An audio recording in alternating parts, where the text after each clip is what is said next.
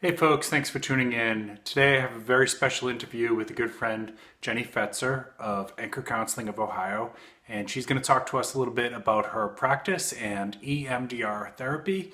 If you're interested in this and other topics on mental health, please remember to subscribe. I upload a few videos every week, and I have a specific playlist called the Mental Health Series. Thank you so much. Stay with me now.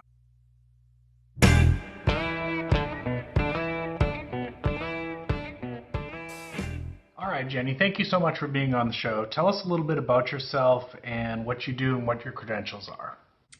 Hi, Tom. It's good to see your face. My name is Jeni Fetzer, and I'm an LPCCS in the state of Ohio. That's Licensed Professional Clinical Counselor Supervisor. It's the independent licensure designation. I've been practicing for about 8 years, and I own a medium-sized private practice in Mentor, Ohio, just about 25 minutes outside of Cleveland. I have 16 staff, 2 billing associates, and then the rest are clinical staff. We are private practice, but we also accept Medicaid.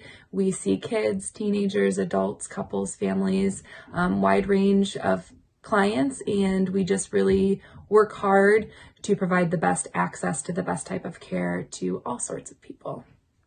All right, thank you so much. Tell us a little bit about what kind of interventions you like to use. Is there a particular model that you follow? Is there a theory that you subscribe to? That's a good question. I remember in school writing papers about what my theory that I was going to practice out of and what school of thought I found myself in. And I believe that it just becomes a conglomeration of all the things we've learned and all the things we've experienced through life and with our clients. I would say our practice has a strong foundation in mindfulness. We try and approach things from the mind, body, spirit approach. So not just looking at mental health, but emotional health, physical health, all of those things. So I would say mindfulness is deeply rooted into the interweaves with clients and our connections with them, as well as how we take care of ourselves as practitioners. I think first and foremost, I'm person-centered. I very much believe that the nature of the therapeutic relationship is corrective, even just being present with someone. So a lot of time new practitioners can get caught up in what intervention to use or how they go about a specific presenting issue. And while all of those things are very important, it's really an amazing freeing experience to just know that your presence with someone and sitting in a place with someone is corrective in and of itself. So I would say overall, mindfulness, DBT, which also goes a little bit what I'll talk about in a second, but EMDR and trauma-focused therapy, that's kind of how we approach it here. So the quick version of what EMDR is uses the triune brain model, and there's lots of different parts of our brain, but there's 3 very, very important parts of our brain. So if you look at your hand, this is the brainstem, this is the limbic system, and this is the neocortex. The limbic system is in charge of all of our feelings and emotions. And the thing about the limbic system is there's no time orientation here.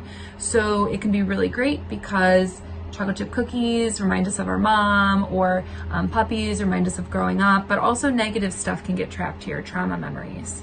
And that's why we have reactions of panic attacks or hypervigilance or feeling like we're reliving the trauma all over again. There's a neural pathway that goes between the neocortex and the limbic system, and there's a breakdown when trauma happens. So what EMDR does is it pushes it up into this filing cabinet of our neocortex and organizes it, and there's time orientation here, and there's rational thinking. And what it does is it says those negative, yucky things that happened, those are in the past, and we don't need to be afraid of those anymore. So there's imagery of the negative things in our trauma that's happened to us are ancestors, but not ghosts. They're something that's part of our history, but not something that haunts us. And without getting too in depth, we use something called dual process stimulation to repair that neural pathway of where the breakdown happens. EMDR is such a specialized area that really requires a lot of training. What type of patient would be a good candidate for this? Is there anything that would be, like a prerequisite or something that would maybe disqualify somebody from being eligible to do EMDR therapy? And is there anything that a person could do at home or with their current therapist to prepare to get ready to do some EMDR therapy? That's another great question. What I would say to that is that everyone is a candidate for EMDR. I have absolutely drank the Kool-Aid being a trauma therapist with EMDR. I believe the research shows that it's the most effective form of trauma therapy, and I want everybody I know to be involved in EMDR. So everybody's a candidate because I believe that everyone has some sense of developmental, attachment, sexual, physical, emotional trauma. We just are broken people living in a broken world, and we all come out with battle scars. So I believe that everybody should consider it at some point in their lives. It can be difficult to access. It is a very specialized form of therapy. And in a lot of cases, a lot of people don't have access to it, which is sad. And what part of my practice is hoping to do is to make it more accessible to all people.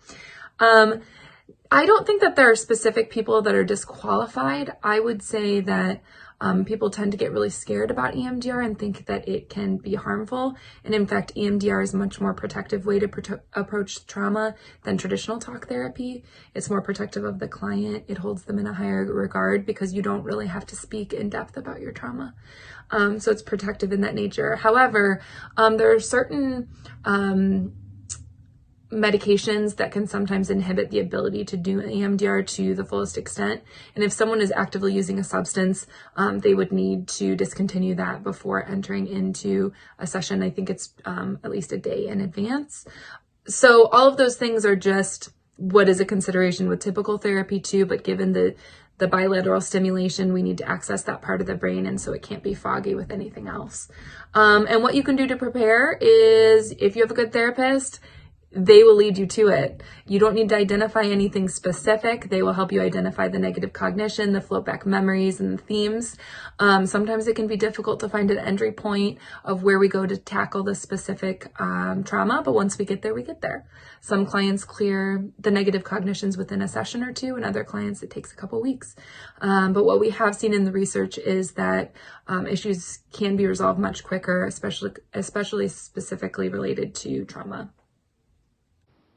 All right, and thank you so much for being on the channel again. How can people get in touch with you? Is there a blog or a website that they can go to find out more about your practice? How do they get in touch with you? So the best way to get a hold of us is to go to anchorcounselingohio.com. We also have a profile on Facebook, so you can send us a message or reach out to us there. We accept all forms of insurance locally. We are paneled with Medicaid, and so we can provide services to those clients as well. We offer a sliding fee scale, and we've never been in a situation where we've had to turn anybody away due to finances. We really have our feet grounded in the idea that all people deserve quality care. So I would encourage you to reach out to us if you're local, or if you have any specific questions about any of our specialties. We serve clients again from 2 to 92. We do EMDR with clients as young as 2 years old. We do play therapy and sand tray therapy here, and couples, family, individual, you name it. You don't have to experience significant trauma to come to us. We work on basic things as simple as work-related stress or conflict within a marriage or relationship, and really just meet our clients where they're at. So feel free to reach out to us, anchorcounselingohio.com, or on Facebook.